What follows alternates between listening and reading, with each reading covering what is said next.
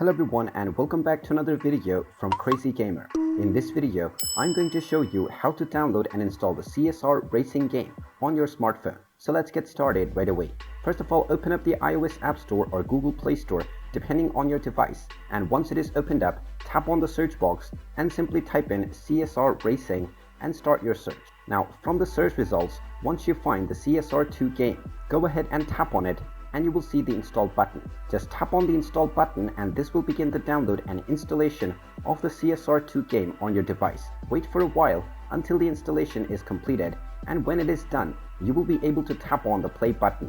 Once you tap on play, and this will open up the CSR2 game on your device. Once the game is opened up, you can proceed with signing up or logging into your game account, and then you can directly start enjoying your CSR2 game. And there you have it. That is how easy it is to download and install the CSR2 racing game on your smartphone. If you find this video helpful, make sure you hit that like button and subscribe to our channel if you haven't done so already.